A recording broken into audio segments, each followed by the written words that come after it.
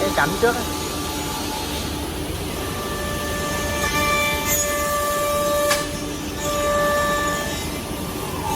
Lúc về gửi mấy nào đó coi vô bạn cắt ra không á, thấy còn lại nhìn ổ gáp gì đây, dùng hết không rồi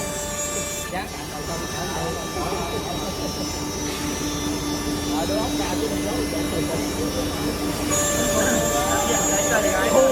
cái nhà nó vừa